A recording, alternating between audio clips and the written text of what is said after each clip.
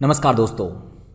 जैसा कि आप जानते हैं दोस्तों, इस लेक्चर में हम लोग जो हमारे मोस्ट इम्पॉर्टेंट एमसीक्यूज़ हैं, जिनकी एग्ज़ाम में आने की बहुत ज़्यादा पॉसिबिलिटी रहती है, उन एमसीक्यूज़ को बहुत ही अच्छे से कॉम्प्रिहेंसिव वे में, यानी कि 360 डिग्री उनको हम कवर करते हैं, ताकि कम से कम उस टॉपिक से रिलेटेड अगर कोई सवाल आए तो कम से कम उसे तो आप छोड़ के ना आएँ, उसको कैसे ना कैसे कर आएँ। यही हमारी कोशिश रहती है।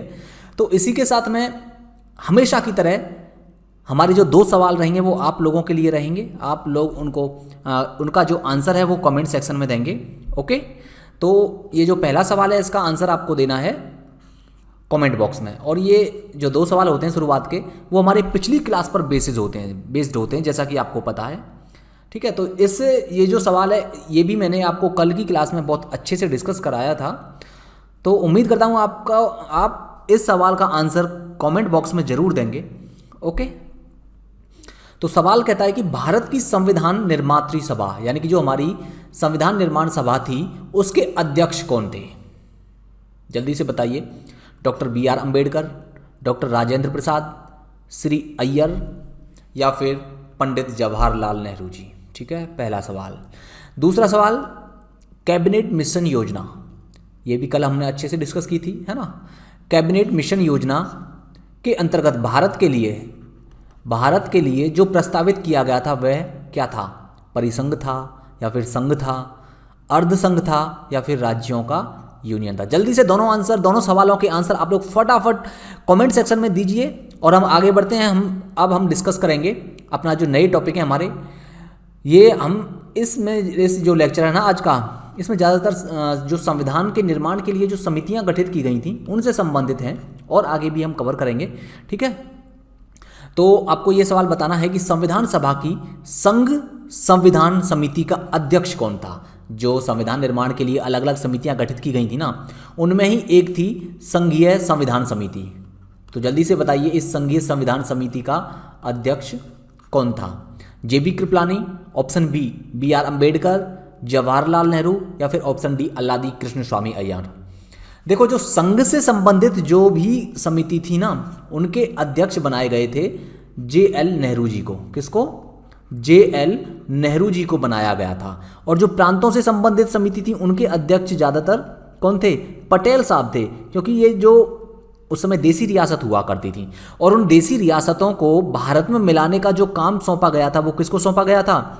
वो पटेल जी को ही सौंपा गया था, सरदार पटेल साहब को, है ना। ये हमारे पहले उप प्रधानमंत्री भी थे। तो ये मैंने समिति यहाँ पर दे दी हैं, जो मुख्य समिति हैं, और उनके अध्यक्ष कौन कौन थे। संघ शक्ति समिति, इसके अध्यक्ष जवाहरलाल नेहरू जी थे, और संघीय संविधान समिति, इसके अध्यक्ष भी जवाहरलाल नेहरू थे। प्रारूप समिति, ड्राफ्ट समिति, बहुत बहुत इंपॉर्टेंट है ये, आगे मैंने सवाल भी बनाया है इस पर, तो तब डिस्कस कर लेंगे। अभी हम ये जानते हैं इसके अध्यक्ष कौन थे? भीमराव अम्बेडकर। कार्य संचालन समिति, इसके अध्यक्ष थे KM मुंशी। झंडा समिति भी इंपॉर्टेंट है, JB कृपलानी इसके सदस्य थे। उसके अलावा वार्ता समिति के अध्यक्ष राजेंद्र प्रसाद थे, और प्रक्रिया समिति के अध्यक्ष भी राजेंद्र प्रसाद थे। प्रांतीय समिति, जैसे मैंने बताया था, कौन थे? सरदार पटेल इसके अध्यक्ष थे, और मूल अधिकार और अल्पसंख्यक समिति के अध्यक्ष भी सरदार पटेल जी ही थे। क्वेश्चन नंबर 4, संविधान सभा की प्रांतीय संविधान समिति, अभी डिस्कस किया, जल्दी से बताओ। संविधान सभा की प्रांतीय संविधान समिति का अध्यक्ष कौन था? Pandit Jawaharlal Nehru, doctor BR Ambedkar, doctor Rajendra Prasad, या फिर सरदार पटेल? अभी बताया था ना, कौन सा है? जल्दी बताओ आंसर। D सरदार पटेल।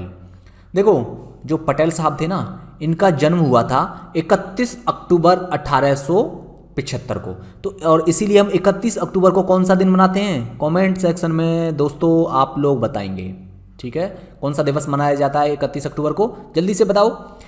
देखो, सरदार पटेल का जन्म नाडियाड में हुआ था, और उस समय जो नाडियाड हुआ करता था वो बम्बई प्रेसिडेंसी का हिस्सा था। ठीक है ना, गुजरात नहीं था उस समय, बम्बई प्रेसिडेंसी हुआ करती थी। ठीक है, ब्रिटिश भारत में। और इनकी जो डेथ हुई थी वो 15 दिसंबर 1950 को इनकी मृत्यु हो गई थी, 75 साल की उम्र में। कहाँ पर? बॉम्बे में, यानी कि जो बॉम्बे राज्य था भारत का। राष्ट्रीयता ऑब्वियसली भारतीय, राजनीतिक दल कांग्रेस था, और बाकी इनके ये इंपॉर्टेंट नहीं है। बच्चे मणिबेन पटेल वगैरह, दैया भाई पटेल, मिडिल टेम्पल इनकी शिक्षा से संबंध है। हम आते हैं यहाँ पर, भारत के उप प्रधानमंत्री रहे थे ये कब से कब तक, ये डेट याद रखिएगा आप लोग, 15 अगस्त 1947 से 15 दिसंबर 1950 तक, क्योंकि 15 दिसंबर 1950 को इनकी मृत्यु हो गई थी। और उस समय प्रधानमंत्री कौन थे? जवाहरलाल नेहरू जी। और इनके बाद में उप प्रधानमंत्री बनाया गया था किसको? मोरारजी देसाई को। गृह मंत्रालय भी इनके पास में था, पहले गृह मंत्री थे। 15 अगस्त 1947 से जब देश आज़ाद हुआ था तब से 15 दिसंबर 1950 तक ये गृह मंत्री रहे थे, जवाहरलाल नेहरू जी के नेतृत्व में जो मिनिस्ट्री थी, मतलब सरकार जो थी। और इनके बाद में जब इनकी मृत्यु हो गई थी उसके बाद में गृह मंत्री बनाया गया था सी राजगोपालाचारी को। अब जो क्वेश्चन 5 है, कहता है कि भारतीय संविधान के निर्माण के समय संवैधानिक सलाहकार कौन था? आपको बताना है कि भारत जब हम संविधान निर्माण कर रहे थे उस समय, तो हमारा संविधान निर्माण सभा का संवैधानिक सलाहकार कौन थे? Doctor Rajendra Prasad, doctor BR Ambedkar, BN Rao या फिर KM मुंशी? देखो इसका आंसर है दोस्तों BN राव। BN राव जी संवैधानिक सलाहकार हुआ करते थे संविधान सभा के, और ये ICS ऑफिसर थे, इंडियन सिविल सर्विस के ऑफिसर थे ये। और इसके अलावा ये उस समय अंतर्राष्ट्रीय न्यायालय के भी न्यायाधीश हुआ करते थे, है ना। कितनी ज़बरदस्त पर्सनैलिटी, बहुत भाषाएं जानते थे ये। और संयुक्त राष्ट्र संयुक्त राष्ट्र संघ में भारत के पहले स्थायी प्रतिनिधि भी कौन थे? BN राव ही थे। इसके अलावा देखो इन्होंने संवैधानिक सलाहकार थे, तो इन्होंने जो सदस्य संविधान निर्माण में लगे हुए थे उनको सभी प्रकार की सामग्री इन्हीं के द्वारा उपलब्ध करानी थी। पेन, कॉपी, पेज, कागज, कहाँ से अलग अलग देशों से जो संविधान के मुख्य जो उद्देश्य हैं या मुख्य बातें हैं जो हमारे देश के लिए बहुत ज़रूरी हैं, उन सबको कौन सी शामिल करनी है, कौन सी नहीं करनी है, ये सब चीज़ें। और इसके बाद में इन्होंने सच्चिदानंद सिन्हा जी के साथ मिलकर के भारतीय संविधान का पहला प्रारूप बनाया था। ठीक है, अब इनका फोटो भी देख लो, हालांकि देख लिया होगा आपने, ये इनका फोटो, ये है सर BN राव। ठीक है, क्वेश्चन 6, संविधान की प्रारूप समिति, अभी हमने बात कर रहे थे इस पर, कौन सी समिति? प्रारूप समिति, यानी कि ड्राफ्ट कमिटी। कौन सी कमिटी दोस्तों? Draft committee. कौन थे इसके सदस्यों में? इसके सदस्यों में, अच्छा ये सदस्यों से संबंधित सवाल है। अध्यक्ष कौन थे ये बताओ? अभी बताया था ना। इसके अध्यक्ष कौन थे? इसके अध्यक्ष थे अंबेडकर साहब। ठीक है, और कितने सदस्य थे इसमें? यही सवाल है।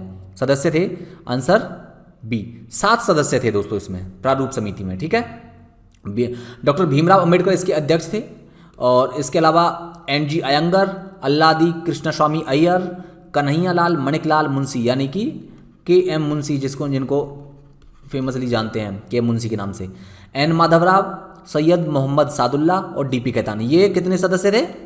7 सदस्य थे। देखो जब N माधवराव जी की मृत्यु हो गई थी तो इनकी जगह किसने ली थी? BN मित्र ने। और उसी प्रकार बाद में DP कैतान की जगह कौन आए थे? TT कृष्णमाचारी। देखो संविधान में जो बनाए गए अधिनियमों पर विचार विमर्श करने के लिए इस प्रारूप समिति का गठन किया गया था। ठीक है, और इस प्रारूप समिति ने कब? 21 फरवरी 1948 को संविधान सभा को अपनी रिपोर्ट पेश की थी। उसके बाद में संविधान का वाचन शुरू हुआ था, संविधान का पढ़ना कि क्या क्या सही है क्या नहीं है। ठीक है, उस तरह जैसे आजकल जब हम किसी कानून को बनाते हैं संसद में, उसको पढ़ के सुनाया जाता है ना, और उसके बाद में उसमें कमियां क्या खूबियां हैं उन पर डिस्कशन किया जाता है। तो उसी प्रकार जब प्रारूप समिति ने रिपोर्ट पेश की संविधान सभा में, तो उसके बाद में इस पर डिस्कशन शुरू हुआ। ओके दोस्तों, क्या शुरू हुआ? डिस्कशन शुरू हुआ। अब आपको बताना है कि क्वेश्चन नंबर 7, भारत के संविधान की प्रस्तावना प्रियम्बल में अब तक कितनी बार संशोधन हो चुका है? जल्दी से बताओ, बहुत इंपॉर्टेंट सवाल है। 4 बार, 1 बार भी नहीं, 2 बार या फिर 1 बार? आंसर D, 1 बार संशोधन हुआ है। देखो जो संविधान की जो प्रस्तावना है ना, उसको उद्देशिका भी कहा जाता है। और उद्देशिका क्यों कहा जाता है? उद्देशिका इसलिए कहा जाता है क्योंकि जब संविधान का निर्माण हो रहा था तो उस समय जवाहरलाल नेहरू जी ने उद्देश्य प्रस्ताव पेश किया था, और इसी उद्देश्य प्रस्ताव के आधार पर इसको, उसमें मेनली प्रस्तावना के बारे में ही बताया गया था, और इसीलिए इसको उद्देश्य प्रस्ताव जब स्वीकार कर लिया गया तो प्रस्तावना भी उद्देश्य का कहा जाने लगा प्रस्तावना को। ठीक है, क्योंकि ये उद्देश्य प्रस्ताव पर ही आधारित थी। और 1 बार इसमें संशोधन हुआ, कब? 42वें संविधान संशोधन अधिनियम के तहत 1976 में। 1 बार अभी तक संविधान की प्रस्तावना में संशोधन किया गया है, और इस 42वें संशोधन के तहत 3 नए शब्द जोड़े गए। ध्यान रखिएगा इन सबको दोस्तों, बहुत ज़्यादा इंपॉर्टेंट है। समाजवादी, धर्मनिरपेक्ष और अखंडता। ध्यान रखिएगा कौन कौन से 3 शब्द थे, समाजवादी, कौन सा, समाजवादी, उसके बाद में धर्मनिरपेक्ष और तीसरा अखंडता। आप लोग इस चीज़ को याद रखिएगा, इन तीनों शब्दों को। ये जो 3 शब्द है ना, ये बहुत ज़्यादा इंपॉर्टेंट है, ठीक है। इनको बाद में जोड़ा गया था, मूल संविधान की प्रस्तावना में ये नहीं थे। और अब तक प्रस्तावना में कितनी बार संशोधन हुआ है, 1 बार संशोधन हुआ है। ये जो दोस्तों जो 42वां संविधान संशोधन था ना, बहुत ही बड़ा संविधान था। इसमें संविधान में एक बहुत ज़्यादा बड़ा बदलाव किया गया था इसमें, इस 42वें संविधान के तहत। और इसीलिए इसको मिनी कॉन्स्टिट्यूशन भी कई बार बोल देते हैं। क्या बोलते हैं दोस्तों इसको बोल देते हैं हम लोग कई बार मिनी कॉन्स्टिट्यूशन, लघु संविधान भी इसको बोल देते हैं 42वें संविधान संशोधन को। इतना बड़ा संशोधन था ये। क्वेश्चन 8, भारतीय संविधान समर्पित है, बताओ जल्दी, किसको समर्पित है भारतीय संविधान? संसद को, संविधान सभा को, संपूर्ण मानव समाज को, यानी कि पूरे वर्ल्ड में जितना भी मानव समाज है उन सबको समर्पित है, या फिर भारत के लोगों को? तो ये अब वर्ल्ड के पूरे संपूर्ण मानव समाज को तो समर्पित होगा नहीं, हमें क्या लेना देना, हालांकि लेना देना है, मैटर करती हैं चीज़ें दोस्तों, पूरी ह्यूमैनिटी मैटर करती है, ठीक है। और भारत वैसे भी कल्याणकारी राज्य है, शांति को बढ़ावा देता है भारत हमेशा, तो इसलिए हालांकि जो संविधान है हमारा वो भारत के लोगों को समर्पित है, ठीक है। किसको समर्पित है? भारत के लोगों को। इसमें जो संविधान की जो प्रस्तावना है यहाँ पर मैंने इसको शामिल कर दिया गया है, इस प्रस्तावना को आप लोग इसको पढ़ लीजिएगा। इसमें जो पहली जो बात, ये पहली लाइन में ये जो शब्द लिखे हुए हैं ना, हम भारत के लोग, ये बहुत ज़्यादा इंपॉर्टेंट है ये। और यही क्या कहता है, इसी शब्दों के आधार पर हम कह सकते हैं कि भारत की जो संविधान या भारत का जो संविधान है वो किसको समर्पित है? भारत के लोगों को, ठीक है। ये किसी एक व्यक्ति ने या किसी संविधान सभा ने नहीं बनाया गया है, क्योंकि संविधान सभा किसको रिप्रेजेंट कर रही थी? वो भारतीयों को रिप्रेजेंट कर रही थी, ठीक है। तो इसलिए भारत का जो संविधान किसको समर्पित है? भारत के लोगों को। क्वेश्चन 9, भारत के संविधान के निर्माण में संविधान सभा को कितना समय लगा? कई बार सवाल बना है इस पर और आगे भी आने की बहुत ज़्यादा संभावना है, तो बताइए। आंसर है इसका डी, 2 वर्ष। कितना? 2 वर्ष 11 माह और 18 दिन का टाइम लगा था भारत के संविधान के बनने में।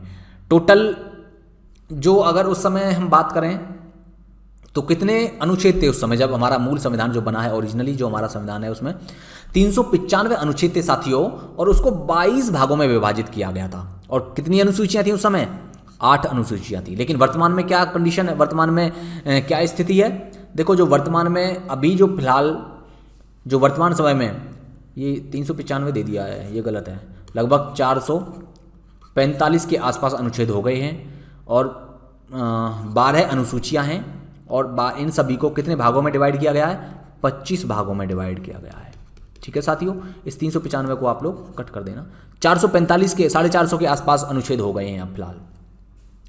क्वेश्चन 10 कहता है कि भारत के संविधान को अंगीकृत करने के लिए कौन सी कार्यप्रणाली अपनाई गई थी?